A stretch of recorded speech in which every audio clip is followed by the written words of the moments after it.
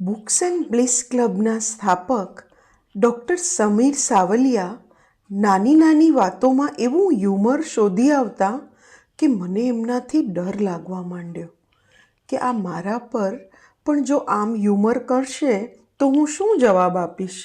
એટલે શરૂઆતમાં મેં તો એમનાથી દૂર જ રહેવાનું નક્કી કર્યું. હેલો મિત્રો, કેમ છો? હું છું સોનલ. સ્વાગત છે આપ સૌનું મારી વાત પોડકાસ્ટમાં. મારી વાત પોડકાસ્ટ એ મારી, તમારી અને આપણા સૌની વાતોથી આપણને એકબીજા સાથે જોડતી સફર છે. આજના એપિસોડમાં મારે વાત કરવી છે મારા મી ટાઈમ તરીકે બુક્સ એન્ડ બ્લિસ ક્લબમાં જોડાવવાના મારા અનુભવ બાબતે.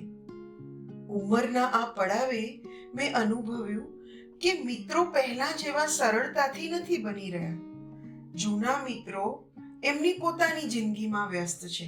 ઈચ્છું તોય તેમની સાથે પહેલા જેવું જોડાણ નહોતું અનુભવાતું. વાંચન લેખનનો શોખ ખરો, પણ મોટા ભાગની ઉર્જા જીવનના આ તબક્કાના પડકારોને સુલઝાવવામાં જતી હતી. શું કરું? એ પ્રશ્ન રોજ સવારે ઉઠું ત્યારે ઊભો જ હોય. કાં તો જેમ છું એમ રહું અથવા કશું પગલું લઉં. આ બે વિકલ્પો મારી સામે હતા. મેં એક પગલું લેવાનું પસંદ કર્યું. બુક્સ એન્ડ બ્લિસ ક્લબમાં જોડાઈને. કેવી રીતે મેં આ ક્લબ વિશે જાણ્યું અને જોડાઈ ખબર છે? અમદાવાદમાં જ્યાં ઘર લીધું ને તે સોસાયટીની મીટિંગમાં બાજુમાં બેઠેલી લગભગ મારી જ ઉંમરની એક સ્ત્રી, સેજલ એનું નામ, મારો પરિચય પૂછ્યો અને હું શું કરું છું વગેરે વાતો અમે એકબીજા સાથે કરી રહ્યા હતા. મેં કહ્યું કે અસાઇનમેન્ટ બેઝ કામ કરું છું ને બાકીનો સમય લખું વાંચું છું. તેણે કહ્યું, હું આજે જ એક book club, books and bliss ક્લબમાં ગયેલી. મને સારી લાગેલી. તને રસ હોય તો તને ક્લબના ગ્રુપમાં એડ કરવાનું કહું. મેં નંબર શેર કર્યો અને હા પાડી. હું ગ્રુપમાં જોડાઈ તો ગઈ, પણ નિયમિત જઈશ એ બહુ નક્કી નહોતું. કેમ કે ખાનગીમાં વાત એમ હતી કે મને આવા સામાજિક મેળાવડામાં બહુ જવું ગમતું નહોતું. કેમ કે મેં જોયું હતું કે બુક ક્લબમાં મોટા ભાગે લોકો શો ઓફ કરે કે અમે આ વાંચ્યું ને તે વાંચ્યું ને મોટા મોટા ઓથર્સના નામ લે. આ બધામાં મને ઓછું ફાવે. કેમ કે હું વાંચતી હોઉં ને તોય મને આવું બતાવવાનું ન ફાવે અને લોકો સામે ખુલતા પણ મને સેજ વાર લાગે. જોડાયાના પહેલા મહિને મીટિંગમાં ન ગઈ કે ન જવાયું તે અત્યારે બરાબર યાદ નથી.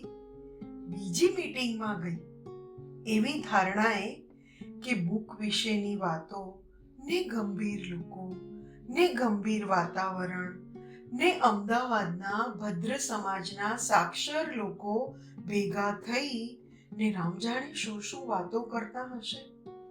પણ અંદર પ્રવેશતા જ પરિસ્થિતિ એકદમ અલગ. અહીં તો એકદમ હળવું ફૂલ વાતાવરણ. બુકની વાતો વચ્ચે લોકો હસતા અને મજાક કરતા. ગંભીર જ પરિસ્થિતિથી ટેવાયેલી મને નવાઈ લાગી કે આટલી હળવાશ દુનિયામાં અસ્તિત્વ ધરાવે છે કે.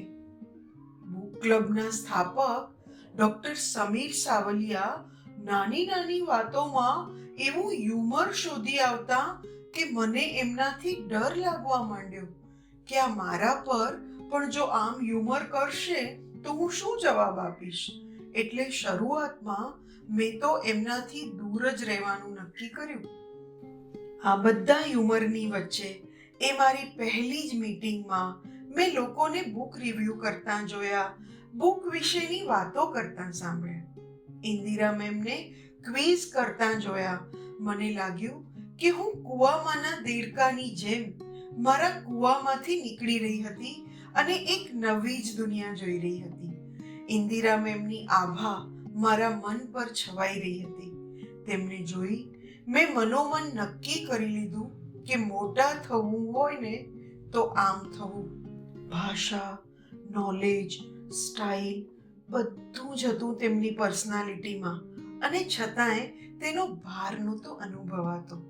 મીટિંગ પછી બધા જાણે ખાસમ ખાસ મિત્રો હોય તેમ હળીભળી રહ્યા હતા.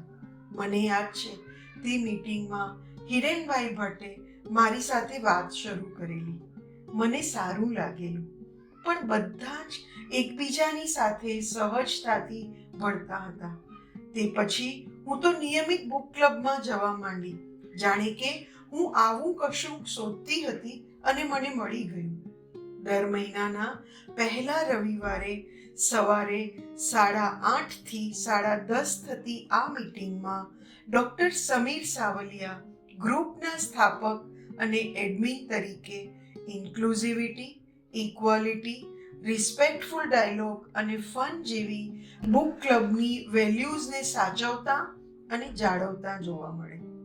સમીરભાઈ લાઇમલાઇટમાં હોય, પણ તેમના પત્ની ડૉક્ટર અવની પડદા પાછળ રહી મીટિંગની વ્યવસ્થા જોતા હોય. ક્યારેક ફોટોગ્રાફી કે વિડીયોગ્રાફી કરે, પણ તે સિવાય કોઈને ઉપવાસ હોય, જૈન ફૂડની જરૂરિયાત હોય, બધું જ ધ્યાનમાં રાખવાનું કામ એમનું. બુક્સ એન્ડ બ્લિસ ક્લબ એ મારા માટે મારો મી ટાઈમ બની ગઈ છે, કેમ કે અહીં જે મારી જરૂરિયાત હતી તે બધી પૂરી થઈ. વિવિધતા ધરાવતા વાંચકો, લેખકો અને વિચારકો ભેગા થતા હોય તે સમુદાયનો હિસ્સો હો તેવું મને લાગે છે. આ પ્લેટફોર્મ પર અમે બધા અમારા અભિપ્રાયો અને વિચારો રજૂ કરીએ છીએ, પણ રિસ્પેક્ટફુલ રીતે. મારી જેમ દરેકને એવું લાગે છે કે આપણે આ સમુદાયનો હિસ્સો છીએ.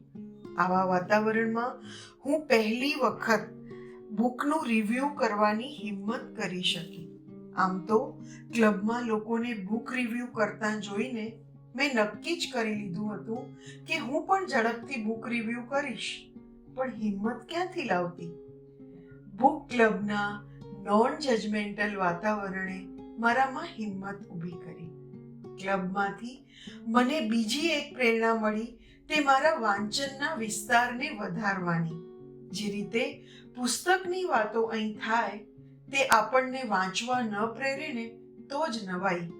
આનાથી હવે હું મારી ઉર્જા કારણ વગરના સંઘર્ષોમાં કરવાને બદલે નવું વાંચવા અને શીખવા માટે કરવા માંડી છું. આ ક્લબમાં મને બહુ જ બધા મિત્રો મળ્યા અને મળી રહ્યા છે.